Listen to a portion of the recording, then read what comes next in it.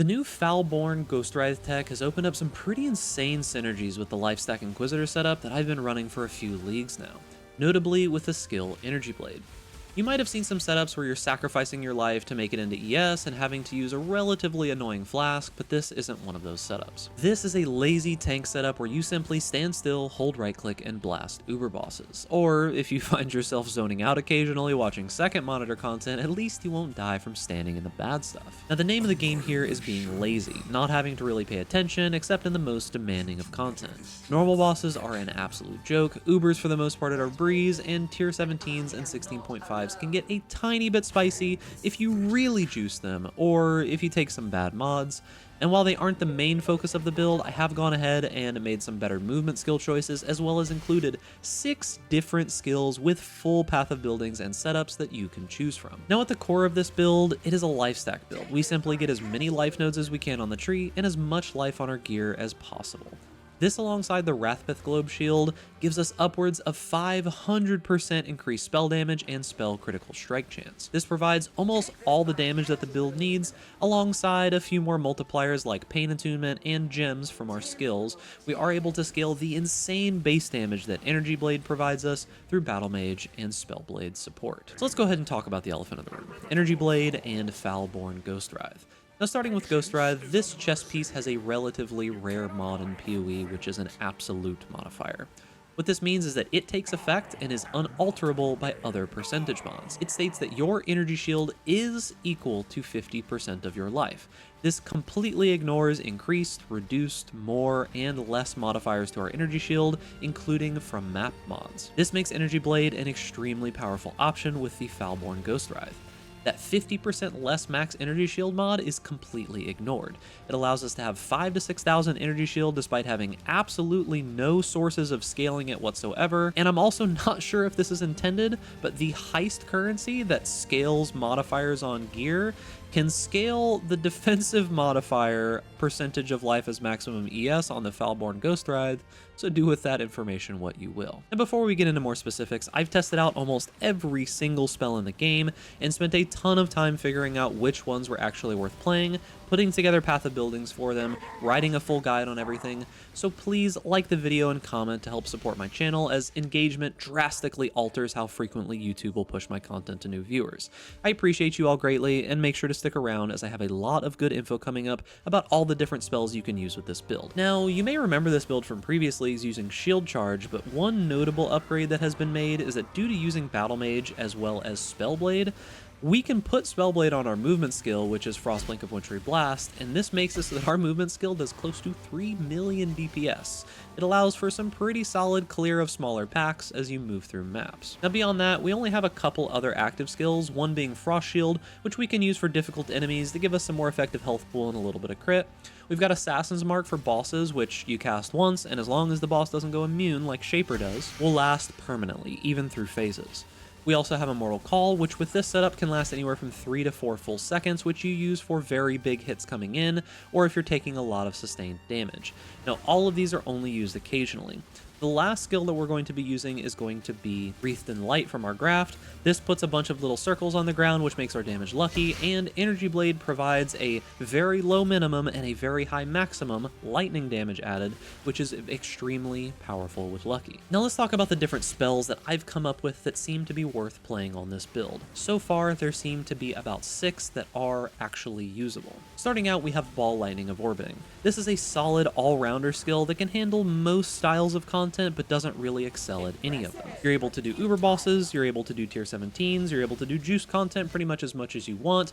However, the only real downside here is that in very, very tight corridors where there's lots of walls nearby, this skill does almost 0 damage because it does rely on you being able to have all of the ball lightnings up at once. The next skill is going to be Blazing Salvo. This is another good all-rounder skill, however, at low currency levels, it is worse than Ball Lightning of Orbiting. However, if you spend a ton of money, and I'm talking buying a Nemus ring, this is by far the best all-rounder out of the bunch. It does extremely good single target damage, has amazing clear, and is just about as tanky as everything else.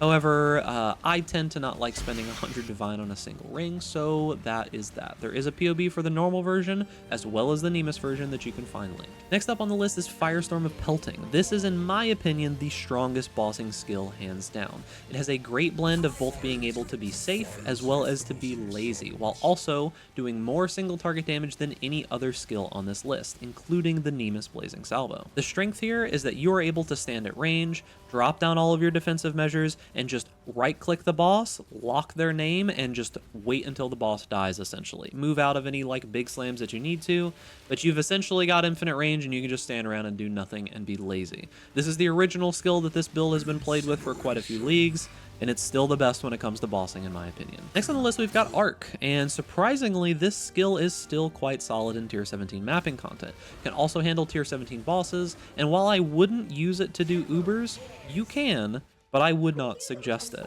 If you're just wanting a very comfortable and cool chaining skill for Tier 17 maps, this skill can absolutely function. Another bonus that you can get here is that if you do get a Vol Arc, it does give you a short period of Lucky, which can help augment your Lucky uptime from your graft, and it'll make you do some better damage overall. Next on the list, we've got Crackling Lance of Branching or Disintegration, particularly for bosses. If you want a mapping skill that has some extremely good range while still having the comfortable bossing style of Firestorm of Pelting, albeit with quite a bit less damage, this one is surprisingly solid. You can use branching for clear as well as for the tier 17 bosses, but if you're mainly going to be doing uber bosses, I do suggest Disintegration, as it is a little bit better damage overall for single target. However, branching is the one that's got the clear. And lastly, we have Incinerate of Venting. This is, in my opinion, the most difficult to pilot skill out of the bunch, but it is also one of the most rewarding when you do figure out how to do it. It is a boss-only skill, in my opinion, but it is very, very strong once you learn to pilot it. It has very high damage uptime, extremely good damage, decent range, and is by far the tankiest option of the bunch due to some of the support gems that come along with channeling. The major downside here being is that if you lose the stacks, which go all the way up to 18, you lose most of your damage. However, you can reposition with normal Frostblink since it is an instant skill, but we'll talk more about that later. So starting off with the first skill that we're going to be using is Ball Lightning of Orbiting. Now, this is probably the best just generic skill when it comes to doing a little bit of mapping, doing a little bit of bossing, and anything in between. The only thing that this is bad at is that if you go into an area where there is like very tight corridors like this, where the Ball Lightning can't actually do its full spiral, you're essentially going to do ZDPS, so keep that in mind. Now, the first thing I'm going to show you is going to be a tier 17 map. This is aggressively rolled. You can see it's got negative 20% all maximum res, endurance charges. It's got like 25% more monster life, and this is going to be scaled a ton. We are doing the Horned Scarab of Nemesis divinity strat that I talked about in my previous video. So let's go ahead and jump in. So you'll see that our resistances are about 45 at the moment is what all of our resistances are now. And let's go ahead and go. So this build is relatively tanky, but in general, you can still die to very, very extremely dangerous maps. That said, for the most part, we should be okay here. If we run into any like extremely dangerous mobs, like if we get a Tukohama enhanced mob and it slams us or something like that, that will probably still kill us. Just keep in mind, like, the build is not immortal to everything. It's not that expensive of a build. Now, one thing I'm wondering about is why my energy shield is not recharging at all right now. There shouldn't... Oh, it's probably because my negative fire res. That's what I would imagine. So, most likely, on a negative max res map, I should not be running... I should not be running my Righteous Fire. I probably should turn it off, but whatever. We'll roll with it for now. We'll just roll with none of our energy shield. So for the most part, this skill, I would say, is typically the best just generic low currency version that will be able to clear relatively well. As you can see, there's not really a ton more to show here. I just wanted to give you like an example of how it clears, so we'll go ahead and jump to the boss. So one thing I did want to show off about this particular ability before we get to the boss is that with this particular skill, it is quite good at doing these like defend the breach things where you're defending Ylith. There's a lot of skills on this list that just aren't going to be as good for that, unfortunately, just because they don't have the like widespread AoE around you. This is one of the ones that is relatively decent for it, just because you can walk around, drop these down, and you shouldn't have too many issues whatsoever, just because you have so much clear. So I just wanted to at least show that. But besides that, we will go ahead and jump to the boss. So I did end up dying once in the map. I guess that's what happens when you don't have half of your effective health pool. But this is probably the one tier 17 boss that can actually kill you relatively frequently. There are 3 abilities in general that can kill you, and I'm going to try to show you on this boss which ones those are. On top of that, I also will show you how to typically survive them. Now, with having such negative max res, it might not be the case that we can survive them, but we'll go ahead and see. So currently I am not using, this is one of the abilities. So this one right here. If that hits you, it can kill you. If you don't have a Mortal Call Up. This one too. Okay, so thankfully with a Mortal Call Up, that one didn't do almost any damage to us. Now, also on this little boss here, on Bedat, or Beta, I don't know how to say her name. She does this thing where she will charge up her bow. That ability can one-shot you for sure. She doesn't use it very frequently. She didn't even use it at all there. I'm going to go ahead and turn on Righteous Fire again, just so I can kill her fast. So yeah, that's the idea. That's the kind of damage that you can do with this ability. That is with 39% more monster life and endurance charges and all that kind of good stuff. So yeah, so we'll go ahead and jump to an Uber now. So for all of these different skills, I am going to do a variety of Uber bosses. Some skills are going to be better than others at certain bosses. I'm not going to try to like cherry pick it or anything. I'm just going to do some random ones. Like in particular, Ball Lightning of Orbiting is actually pretty bad for this one because he moves around so frequently. However, this skill is also pretty good for Ubers. You'll see that it can do a decent amount of damage. So as you can see, this guy moves around a ton, and with this ability, you kind of need to be standing on top of him. I'm hitting a wall here, like you can see, my damage is significantly lower because I can't, there we go.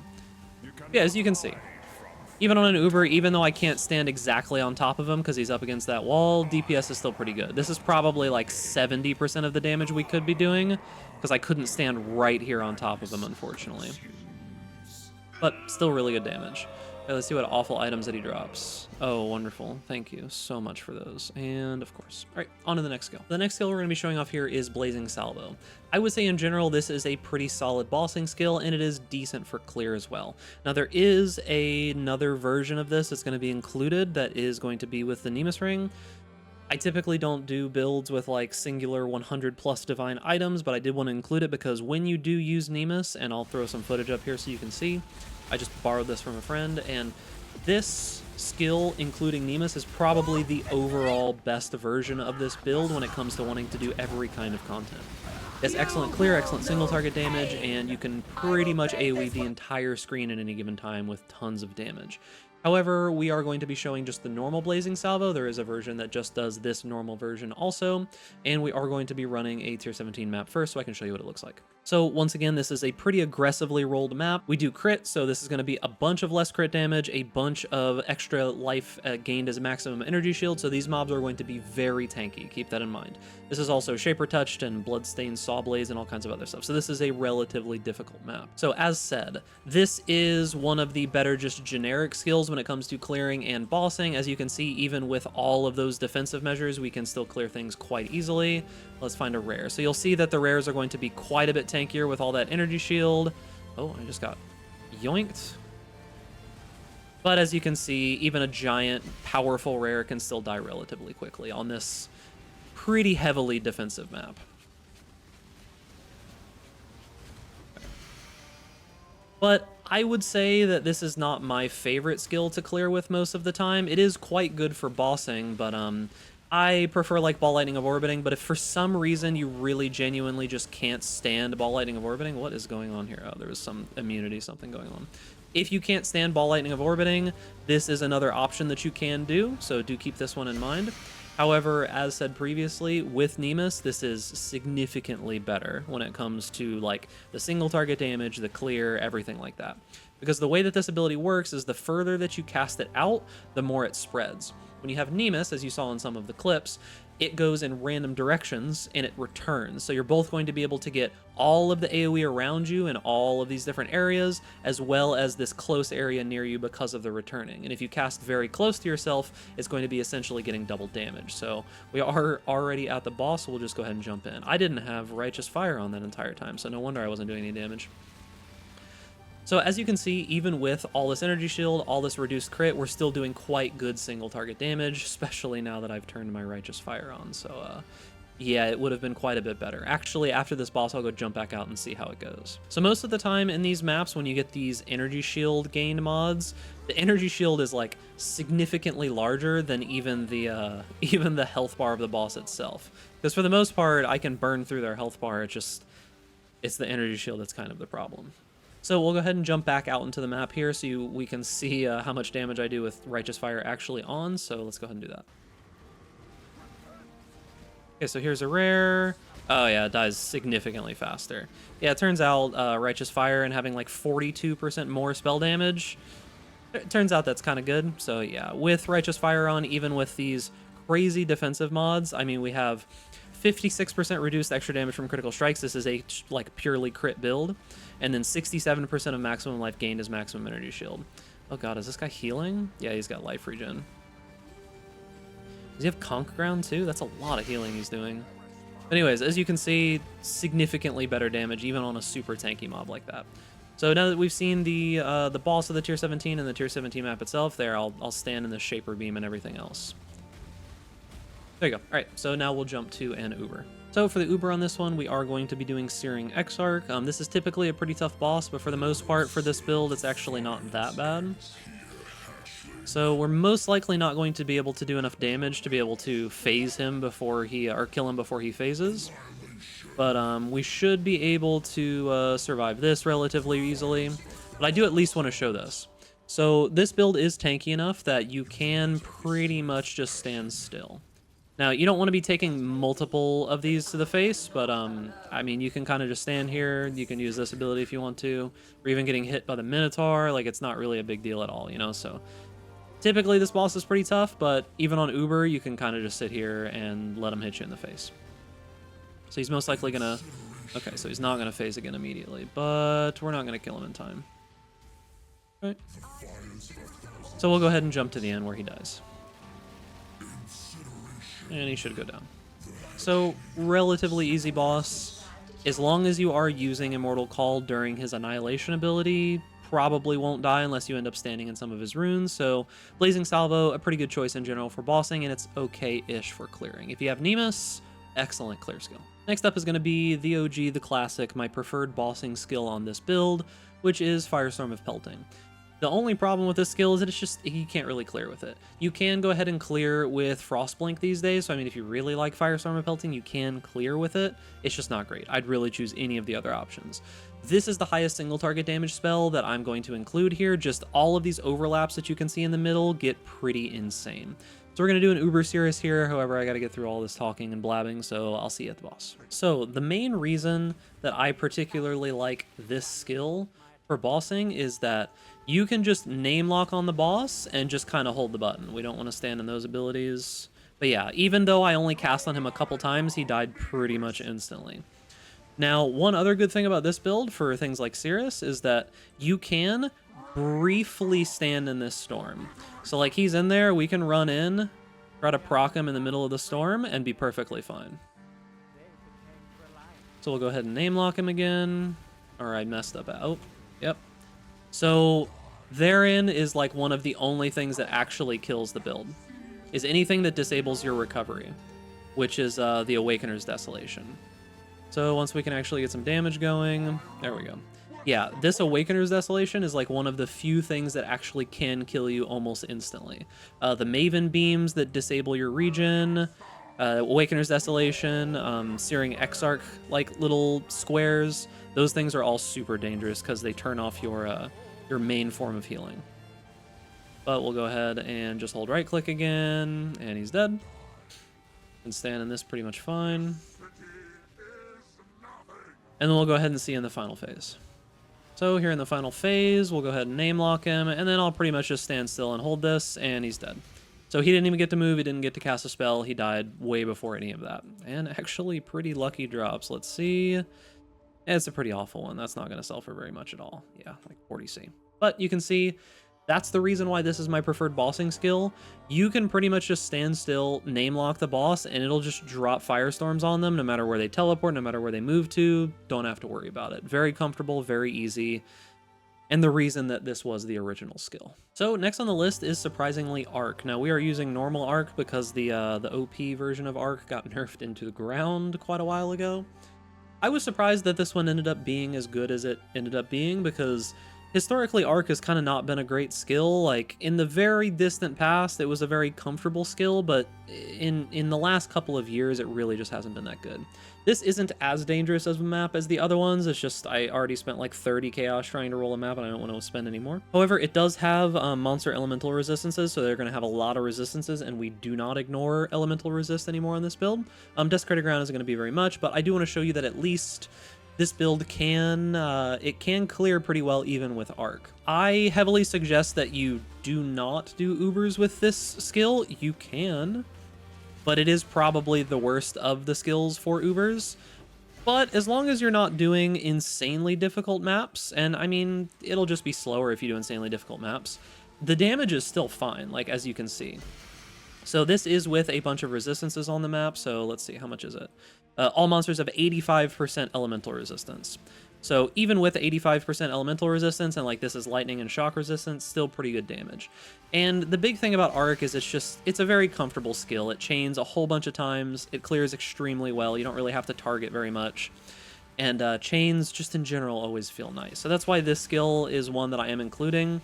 Even though it isn't the best by any means, I actually don't think there's anything particularly great about this skill compared to the rest of them. The one thing it does have going for it is just very satisfying, and a lot of people like this skill.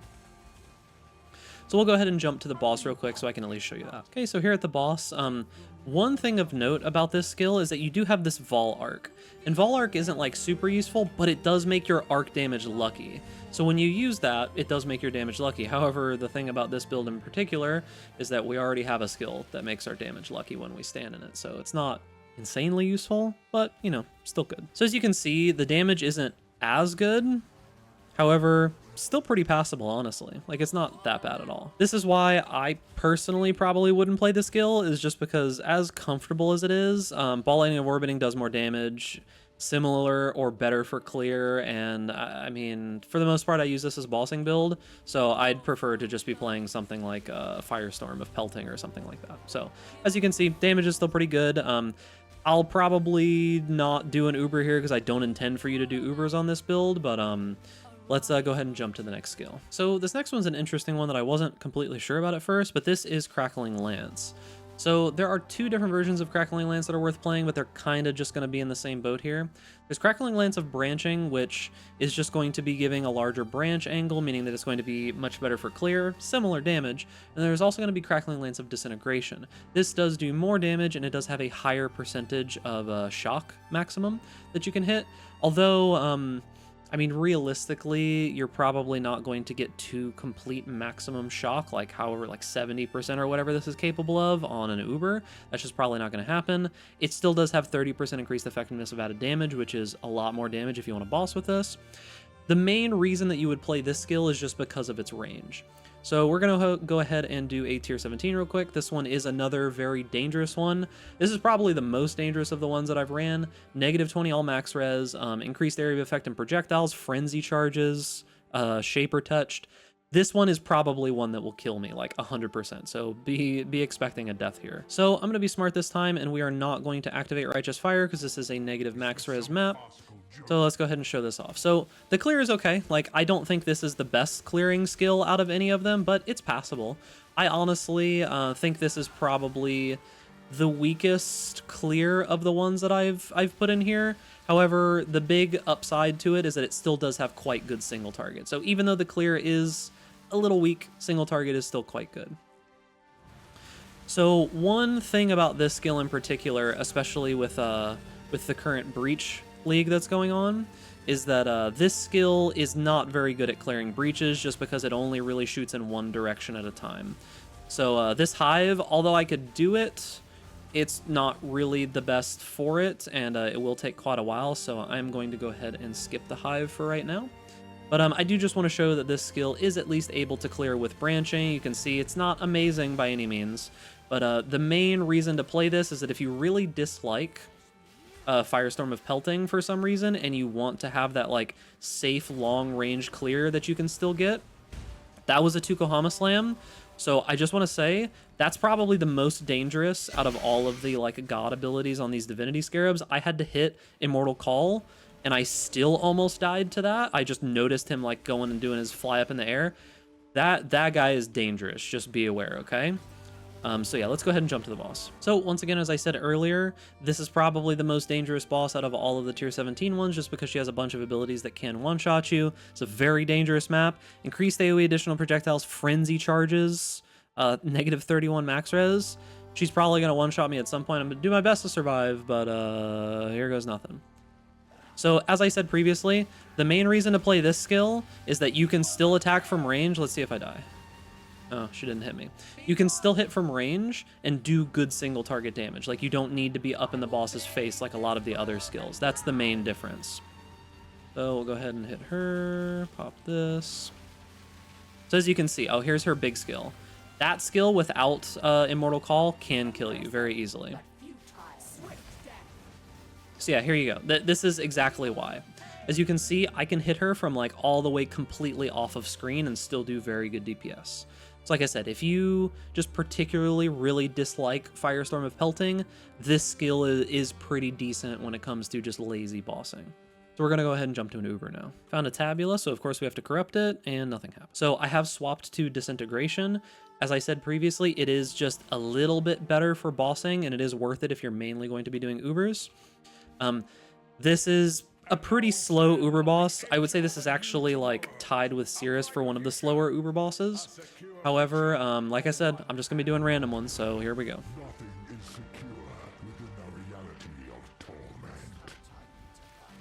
So once again, the big thing here is that you can hit from quite far. And there's a lot of downtime on this boss, but you can pretty much stand in everything. I mean, there's not really much to worry about here. Okay, so here's the in-between phase. So one thing about this boss in particular is that these big circles here, these big red circles that the Incarnation of Fear makes, those also disable your regen, so keep that in mind. But yeah, like I said, this skill in particular is kind of just worse than Firestorm of Pelting, but if you really, really dislike Firestorm of Pelting, it is still a pretty good skill. Because you can kind of just stand at range like this and blast them, you know? So, pretty decent damage, but you get the idea. Just to give you a little bit more footage for this one, I will show you the last little bit. So, as I said, I don't think that this one is particularly better than Firestorm of Pelting. Like, Firestorm of Pelting would do way better on single target here, but it is still pretty good. Like, the damage isn't awful by any means. Like, this is an Uber, and it dies relatively fast, so pretty good. So we'll see if this guy drops the one good item that he can drop. He did, all right. Obviously, we're going to have to identify it to see how awful it is. And it is not that great. I don't think this is going to be worth very much at all. 47, 14, 82. What's it worth? One div. It might sell for that. We'll have to see. And the last skill we're going to be doing is Incinerate of Venting. Now, as I said previously, this is one of the better skills on the list when it comes to bossing. However, it does have the biggest learning curve. Now, the reason why this skill is so powerful is because you are the tankiest with this skill. Now, the reason for this is that when you are channeling, you only cast once, meaning that the entire time that you hold this, you'll notice that my health bar isn't going down like it normally does because of Wrathpith Globe, right? Every time you cast with Wrathpith Globe, you lose 10% of your health. With this, you're only casting once and then you're just holding it. On top of that, there is this support gem that we use here, which is while channeling a supported skill, take 14% less damage from hits. So this is just 14% less damage taken. Now, the reason why this has a big learning curve is because, as you can see up here, it goes up to 18 stacks. That's how you actually get your damage. The problem is that when you have these 18 stacks, if you move even a tiny bit, you lose all of them. Now, notably, you can use normal Frostblink to reposition yourself with this skill because it's instant, so you can do it while channeling. However, that's kind of the crux of the issue. You've got some range, you're pretty tanky, and you can use Immortal Call in the middle of it because it's another instant skill, but you are kind of stuck doing this if you want to do max damage. So we are going to go ahead and go into the Moment of Trauma here. This is like the last of the new bosses that I haven't shown off here. So as I said previously, this boss does have those big orbs, which can be pretty dangerous, but let's see how it goes. So as you can see here, when you get this channeling, as like I stood in that thing for just a moment and already almost died. Yeah, look at that. Do you see how quickly those beams killed me? That's what I'm talking about. Any skill whatsoever that reduces or disables your recovery almost instantly kills you on this build. Now, unfortunately, there is a bug with this this boss, where if you die, you actually can't see the beams connecting to him anymore. But as you can see, the damage is insanely good on this skill, and yeah, it's just like you're gonna run into that struggle of like not knowing how to move around in the middle of using it, and I kind of died there because of it. So you can kind of see there.